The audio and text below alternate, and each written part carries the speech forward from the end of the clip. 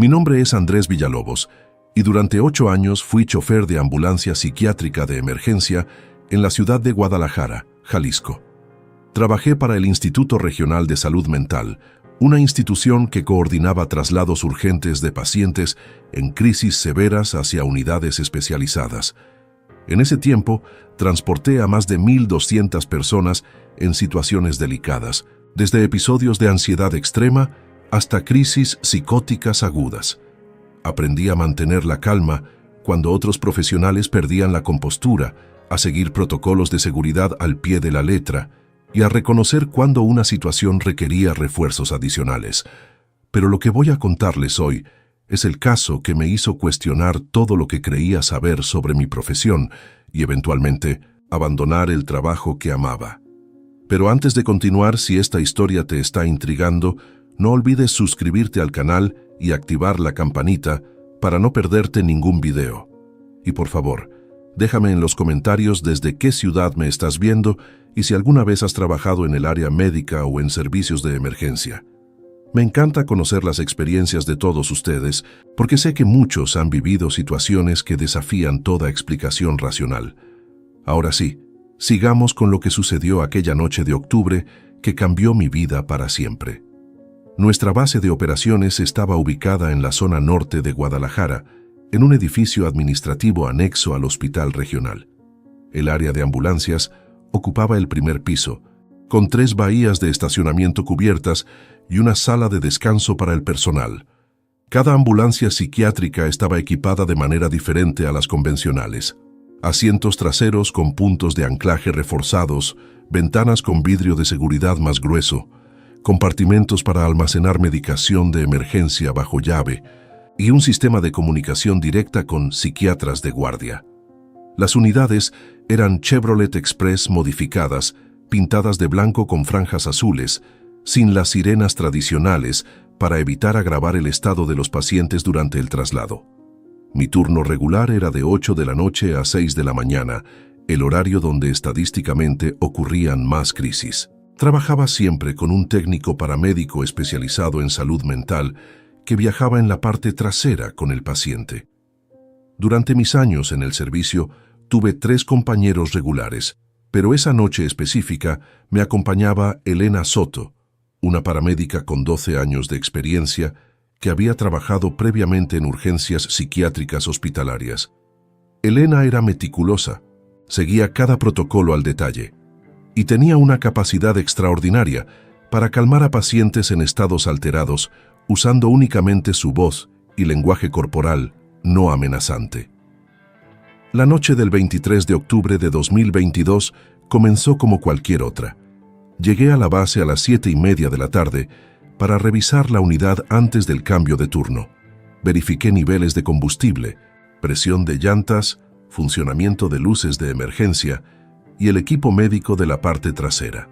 Elena llegó 15 minutos después con 2 termos de café, su ritual habitual para los turnos nocturnos.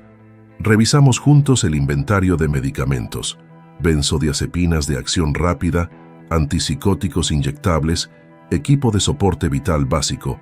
Todo estaba en orden, como siempre. Las primeras 4 horas transcurrieron con relativa calma. Realizamos 2 traslados programados desde hospitales generales hacia la unidad psiquiátrica. El primero, un señor de mediana edad con episodio depresivo grave que necesitaba internación. Y el segundo, una joven con trastorno de ansiedad severo que requería evaluación especializada. Ambos traslados fueron tranquilos, los pacientes colaboraron y llegamos sin incidentes. Entre servicios, Elena y yo conversábamos sobre temas rutinarios, tomábamos café y esperábamos la siguiente llamada en la sala de descanso con los otros equipos del turno nocturno. A las 12:43 de la madrugada, la radio crepitó con una llamada de emergencia. El despachador nos asignó un código rojo, la clasificación más alta de urgencia. Paciente masculino, 32 años, en crisis psicótica aguda con comportamiento errático en domicilio particular. La dirección estaba en una colonia residencial de clase media en el sector oeste de la ciudad, aproximadamente 20 minutos desde nuestra posición. El reporte inicial mencionaba que el paciente había estado gritando durante horas, que vecinos habían reportado sonidos de objetos rompiéndose y que familiares en el domicilio solicitaban asistencia urgente. Elena y yo subimos a la ambulancia y activé las luces de emergencia. Tomé la ruta más rápida, conduciendo con la precisión que dan años de experiencia, navegando las calles de Guadalajara a altas horas de la noche. Durante el trayecto, el despachador nos proporcionó información adicional. El paciente no tenía historial psiquiátrico previo conocido, no estaba bajo tratamiento y, según familiares, el comportamiento había iniciado abruptamente hacía aproximadamente 6 horas. Elena verificó 2 veces el equipo médico y preparó una dosis estándar de sedante de acción rápida por si fuera necesario, siguiendo el protocolo para crisis agudas sin historial previo. Llegamos al domicilio a las 12:58. Era una casa de 2 plantas en una calle tranquila con árboles en las aceras. Todas las luces de la casa estaban encendidas y pude ver siluetas moviéndose detrás de las cortinas de la planta alta. 2 patrullas de la policía municipal ya estaban en el lugar, estacionadas frente a la propiedad con las luces encendidas pero sin sirenas. Un oficial se acercó a mi ventanilla mientras yo apagaba el motor. «El sujeto está en el 2º piso», me informó el oficial, un hombre de unos 40 años con expresión cansada. «La familia lo ha mantenido en su habitación, pero está extremadamente alterado. No ha agredido a nadie todavía, pero está destruyendo muebles y gritando cosas incomprensibles. Mis compañeros están arriba tratando de mantener la situación estable hasta que ustedes evalúen». Elena y yo descendimos de la unidad y tomamos el maletín médico de emergencia. La puerta principal estaba abierta y nos recibió una mujer de aproximadamente 60 años, visiblemente angustiada, con rastros de llanto en el rostro. Se identificó como la madre del paciente. «Es mi hijo, Daniel», dijo con voz temblorosa. «Esto empezó esta tarde, de la nada. Él estaba bien, completamente normal. Llegó del trabajo, cenó con nosotros y luego subió a su habitación. 2 horas después, comenzó a gritar diciendo que alguien estaba en la casa, que escuchaba voces en las paredes. Nunca había tenido nada así. Nunca». Le pedí que nos guiara al 2º piso mientras Elena tomaba notas mentales. Subimos las escaleras y el sonido se hizo más evidente. Un golpeteo rítmico contra la pared, seguido de gritos entrecortados. 2 oficiales de policía estaban en el pasillo del 2º piso, flanqueando una puerta cerrada. Uno de ellos nos hizo una señal de advertencia. «Está ahí dentro. Ha estado golpeando las paredes durante los últimos 20 minutos. Le hemos hablado, pero no responde coherentemente. No hemos entrado porque no queríamos escalarlo más». Elena se acercó a la puerta y tocó suavemente. «Daniel, mi nombre es Elena. Soy paramédica. Vine para ayudarte. ¿Puedes escucharme?» El golpeteo se detuvo abruptamente. Durante varios segundos hubo un silencio absoluto que me puso la piel de gallina. Luego escuchamos pasos acercándose a la puerta desde el interior, lentos, deliberados. La puerta se abrió apenas una rendija y pudimos ver un ojo observándonos. Era un ojo inyectado en sangre por falta de descanso, pero la pupila estaba dilatada de manera anormal, casi ocupando todo el iris. «¿Ustedes también los escuchan?», preguntó el sujeto con voz ronca, rasposa, como si hubiera estado gritando durante horas. «¿Escuchan las voces en las paredes? Me están diciendo cosas que van a pasar». Elena mantuvo un tono tranquilo y no amenazante. «Daniel, no escucho ninguna voz, pero entiendo que tú sí. Por eso estamos aquí, para ayudarte. Podemos entrar y hablar contigo. Solo quiero asegurarme de que estés bien». La puerta se abrió completamente y el sujeto dio varios pasos hacia atrás, dejándonos ver el interior de la habitación. El desorden era considerable: muebles volcados, ropa esparcida por el suelo, marcas en las paredes donde había golpeado repetidamente. El sujeto en sí tenía un aspecto desaliñado, con el cabello revuelto y sudor cubriendo su rostro y cuello. Vestía una camiseta y pantalones de dormir, ambos empapados de transpiración. Sus manos temblaban visiblemente. Elena entró primero, manteniendo las manos visibles y abiertas en una postura no amenazante. Yo la seguí manteniendo una distancia prudente, pero estando listo para intervenir si la situación se volvía física. Los dos oficiales permanecieron en el umbral de la puerta. «Daniel, voy a tomarte los signos vitales. ¿Está bien?», preguntó Elena mientras abría el maletín médico y sacaba un oxímetro de pulso y un termómetro digital. «Solo quiero asegurarme de que físicamente estés bien». El sujeto asintió vagamente, con la mirada perdida hacia un rincón de la habitación. Elena se acercó y le colocó el oxímetro en el dedo índice. Esperó a que la lectura se estabilizara. 122 pulsaciones por minuto, muy elevado, pero explicable por el estado de agitación. Saturación de oxígeno en 97%, dentro de rangos normales. Luego utilizó el termómetro digital en la frente. 38 grados centígrados, ligeramente elevado, probablemente por la agitación y el esfuerzo físico. «Daniel, ¿has consumido alguna sustancia hoy? ¿Alcohol? ¿Medicamentos? ¿Algo más?», preguntó Elena siguiendo el protocolo estándar de evaluación. «No, nada», respondió él, sacudiendo la cabeza vigorosamente. «Solo café en el trabajo. Esto no es por drogas, las voces son reales, están en las paredes, en el techo. Me están diciendo que algo terrible va a pasar esta noche, algo que no puedo detener». Elena me miró brevemente, comunicando sin palabras que la situación requería traslado inmediato a una unidad especializada. Yo asentí. Ella continuó hablando con el paciente, tratando de establecer más conexión.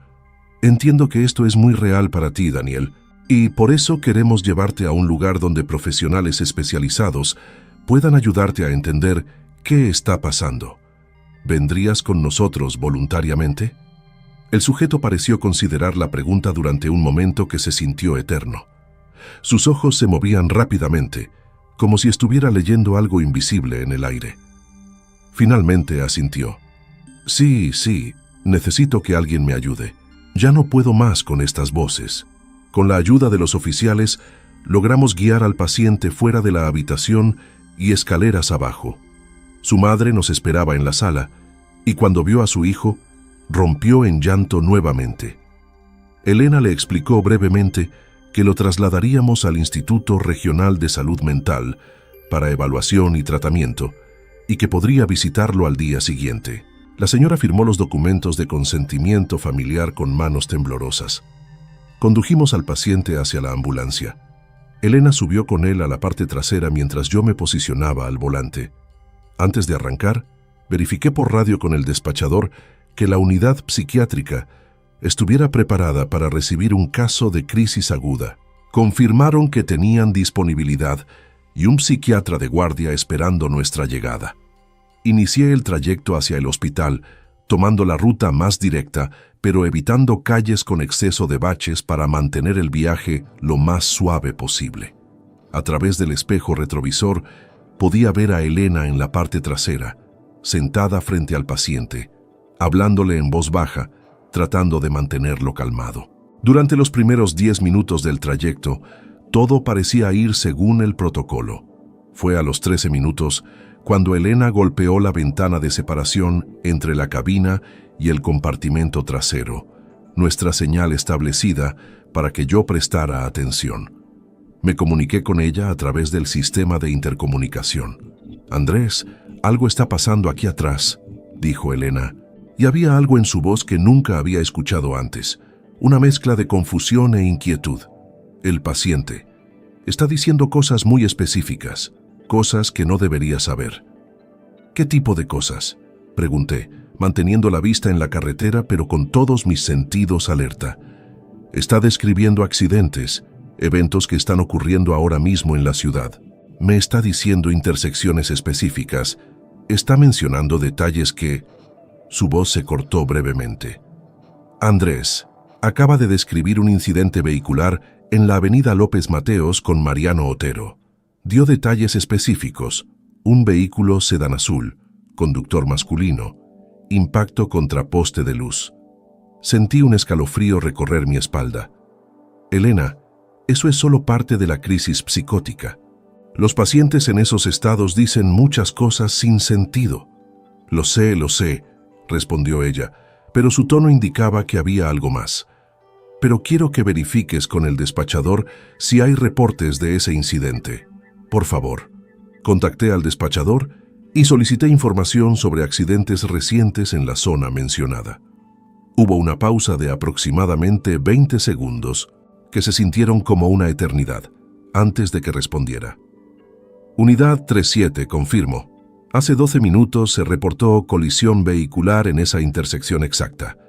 Sedán azul, conductor masculino transportado a urgencias con lesiones moderadas. ¿Cómo obtuvieron esa información? No respondí inmediatamente. Mi mente luchaba por encontrar una explicación racional. Quizás el paciente había escuchado algo en la radio antes de que llegáramos, o había visto algo por la ventana mientras lo transportábamos. Pero Elena interrumpió mis pensamientos. Andrés, ahora está hablando de otro incidente. Dice que en la colonia americana, en este momento, hay una emergencia en un edificio de departamentos, 4º piso. Menciona que alguien está teniendo complicaciones cardíacas severas, un varón de edad avanzada. Está dando la dirección exacta. Mi respiración se aceleró. Volví a contactar al despachador. Esta vez mi voz mostraba más urgencia. Le proporcioné la información que el paciente estaba dando. Otro silencio prolongado. Unidad 37. Acabamos de recibir esa llamada. Hace literalmente 2 minutos. Emergencia cardíaca. Varón de 68 años, 4º piso del edificio en esa dirección. ¿Qué está pasando ahí? No supe qué responder. Seguí conduciendo, pero ahora mis manos apretaban el volante con más fuerza de la necesaria. A través del intercomunicador, escuché al paciente hablar nuevamente. Su voz había cambiado de tono. Ya no era la voz ronca y desesperada de antes. Ahora sonaba extrañamente calmada, casi monótona.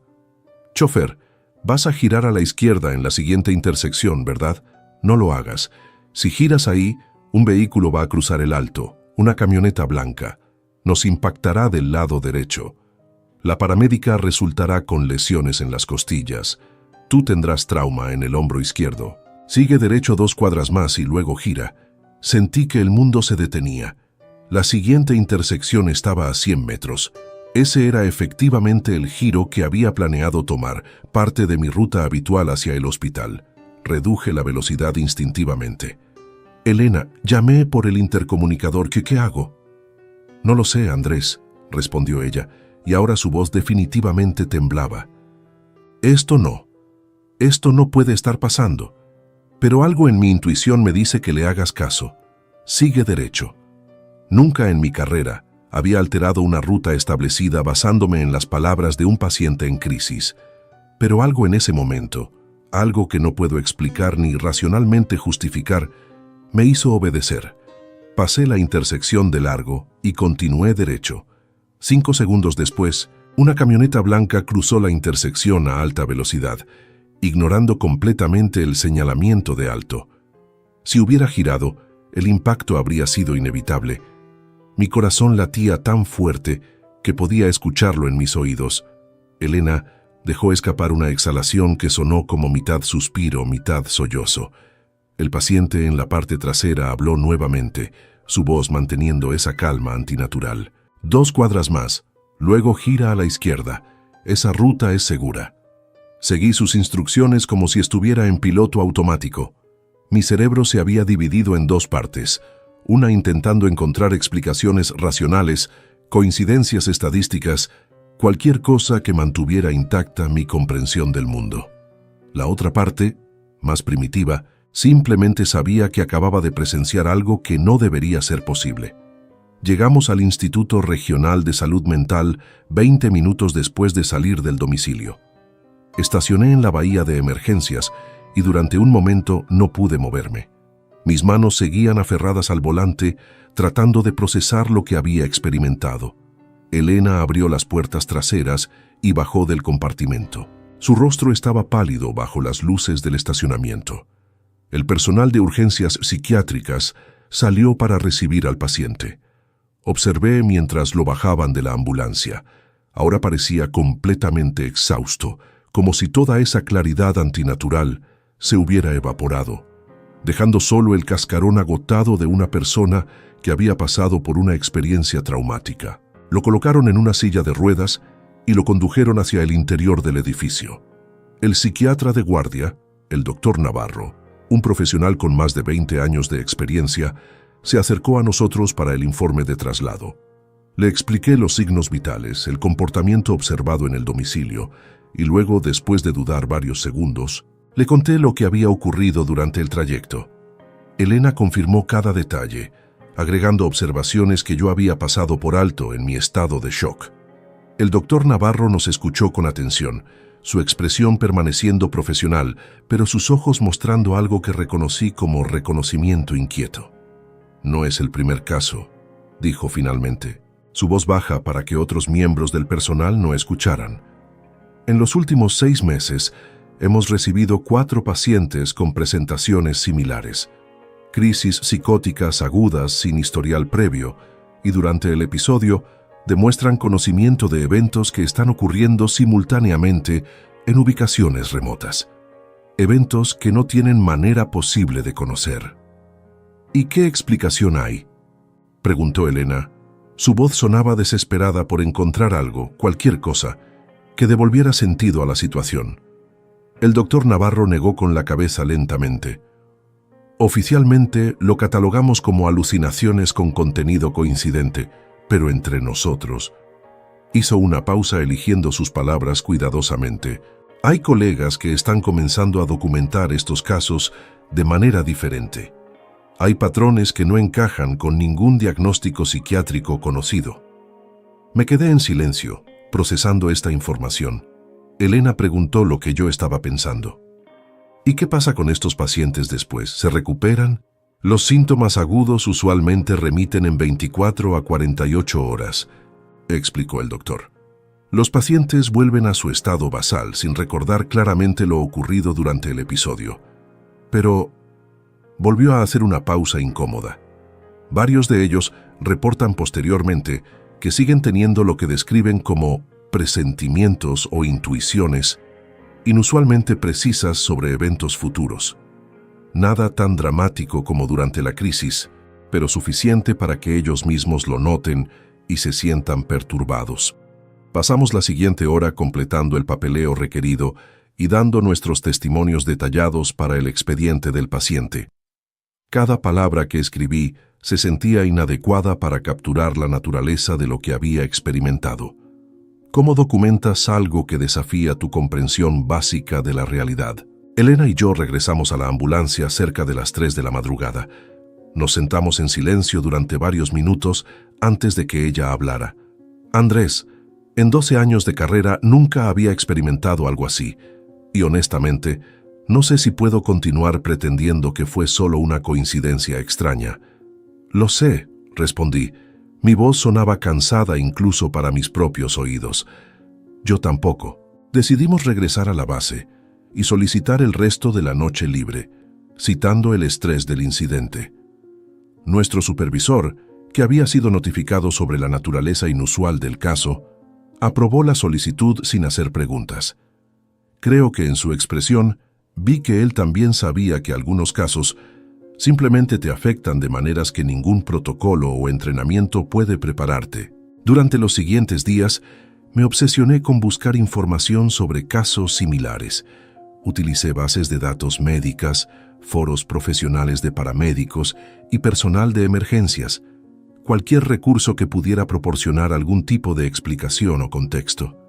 Descubrí que había reportes dispersos de experiencias similares, siempre en contextos de crisis psiquiátricas agudas, siempre describiendo este mismo patrón: conocimiento imposible de eventos remotos durante el pico de la crisis. Pero lo que realmente me perturbó fue lo que encontré en un foro privado de profesionales de salud mental. Un psiquiatra de Monterrey había documentado un caso casi idéntico 3 meses antes. Un paciente que durante una crisis había descrito con precisión un accidente industrial que estaba ocurriendo al otro lado de la ciudad en ese momento exacto. El psiquiatra había verificado cada detalle y todo coincidía perfectamente. En su publicación, el profesional planteaba una pregunta que resonó profundamente conmigo. ¿Y si lo que llamamos psicosis no siempre es una desconexión de la realidad, sino a veces una conexión demasiado amplia con ella? Una percepción más allá de los límites normales que el cerebro humano no está diseñado para procesar. Esa pregunta me persiguió durante semanas. Cada vez que recibíamos una llamada de crisis psiquiátrica, una parte de mí se tensaba, preguntándose si volvería a encontrarme con ese fenómeno inexplicable. 2 semanas después del incidente con Daniel, atendimos otro caso de crisis aguda, esta vez una mujer joven en un episodio maníaco severo. Durante el traslado, ella también comenzó a describir eventos que estaban ocurriendo en tiempo real en otras partes de la ciudad. No fueron tantos como con Daniel, solo 2 instancias, pero fueron igualmente precisas. Elena estaba conmigo en ese segundo caso también. Después de entregar a la paciente en el hospital, nos miramos sin decir nada. No hacía falta. Ambos sabíamos que lo que habíamos presenciado la primera vez no había sido una anomalía única. Comencé a tener dificultades para dormir. Cuando cerraba los ojos, veía la escena de aquella camioneta blanca cruzando la intersección. El impacto que habríamos sufrido si hubiera ignorado las palabras del paciente. Me preguntaba constantemente cuántas otras veces en mi carrera había estado cerca de situaciones peligrosas sin saberlo. Cuántos otros pacientes habían tratado de advertirme de algo, pero yo lo había descartado como síntoma de su condición. 3 meses después del incidente con Daniel, renuncié a mi puesto como chofer de ambulancia psiquiátrica. No fue una decisión fácil. Había invertido 8 años de mi vida en ese trabajo. Había ayudado a cientos de personas en sus momentos más vulnerables. Había encontrado propósito y significado en esa labor, pero ya no podía continuar con la misma certeza que antes. Cada protocolo, cada procedimiento estándar, cada diagnóstico establecido, todo eso estaba basado en una comprensión específica de cómo funciona la realidad. Y esa noche de octubre, esa comprensión se había fracturado de manera irreparable para mí. No podía seguir operando en un sistema que clasificaba como síntomas patológicos algo que mis propios ojos habían visto ser funcionalmente real. Elena renunció 2 semanas después que yo. Hablamos una vez más antes de que cada uno tomara rumbos diferentes. Me confesó que había comenzado a tener pesadillas, donde escuchaba voces advirtiéndole de peligros. Voces que sonaban como todos los pacientes que había transportado a lo largo de su carrera. Me dijo que ya no confiaba en su propia capacidad de distinguir entre intuición profesional y algo más, algo que no tenía nombre en ningún manual médico. Ahora trabajo en un empleo administrativo, lejos del campo de emergencias médicas. Es tranquilo, predecible, seguro. Pero hay momentos, usualmente tarde en la noche, cuando pienso en Daniel y en aquella mujer joven, y en todos los otros casos que el doctor Navarro mencionó. Me pregunto cuántos de ellos están ahí afuera ahora, viviendo vidas normales, pero cargando con esos presentimientos residuales que mencionó el psiquiatra. Me pregunto qué habría pasado si hubiera ignorado la advertencia de Daniel aquella noche, si hubiera confiado en mi ruta establecida, en mi conocimiento de las calles, en mi experiencia de 8 años. Me pregunto si Elena y yo estaríamos aquí ahora, o si seríamos solo otra estadística de accidentes laborales, otro recordatorio de que el trabajo de emergencias médicas siempre conlleva riesgos. Pero más que nada, me pregunto sobre la naturaleza de lo que presencié. En mis años de educación y entrenamiento, me enseñaron a confiar en la evidencia, en lo medible, en lo explicable. Me enseñaron que cuando un paciente dice cosas que no tienen sentido, es porque su cerebro está mal funcionando, desconectado de la realidad. Pero aquella noche, el cerebro de Daniel estaba conectado a algo que le permitía percibir eventos ocurriendo a kilómetros de distancia, algo que le permitía ver segundos hacia el futuro con precisión inquietante. Sigo las noticias médicas, especialmente reportes sobre neurología y psiquiatría. Ocasionalmente aparecen estudios sobre fenómenos de percepción inexplicados, sobre casos documentados de conocimiento anómalo durante estados alterados de conciencia. Los investigadores usan lenguaje cuidadoso, Hablan de coincidencias estadísticas, de sesgo de confirmación, de posibles explicaciones que aún no hemos descubierto. Pero leo entre líneas y reconozco la misma incomodidad que yo sentí, el mismo temor de que tal vez, solo tal vez, hay aspectos de la conciencia humana que desafían nuestros modelos actuales de realidad. Hace 3 semanas recibí un mensaje de Elena. No habíamos hablado en más de un año. Me contó que había estado en contacto con el doctor Navarro, quien ahora coordinaba un grupo informal de profesionales de salud mental interesados en documentar estos casos atípicos de manera más sistemática. No era investigación oficial, no había fondos institucionales ni respaldo académico formal, solo un grupo de médicos, psicólogos y paramédicos que habían presenciado cosas que no encajaban en sus marcos de referencia establecidos y que querían entender. Me preguntó si estaría dispuesto a contribuir con mi testimonio detallado del caso de Daniel para su base de datos. Acepté, aunque escribir todo nuevamente removió memorias que había intentado mantener enterradas, pero sentí que era importante, que tal vez en algún punto futuro, alguien con más herramientas y conocimientos que yo podría encontrar patrones en estos datos, podría comenzar a construir una comprensión de lo que realmente está ocurriendo cuando estos episodios se manifiestan. No tengo respuestas. Después de todo lo que viví y presencié, lo único que tengo son preguntas que probablemente me acompañarán el resto de mi vida. ¿Qué vio Daniel aquella noche? ¿Cómo pudo su mente acceder a información que debería haber sido imposible de conocer? ¿Y cuántas personas están teniendo experiencias similares en este momento, siendo sedadas y tratadas por psicosis, cuando tal vez están percibiendo algo real que simplemente no sabemos cómo medir?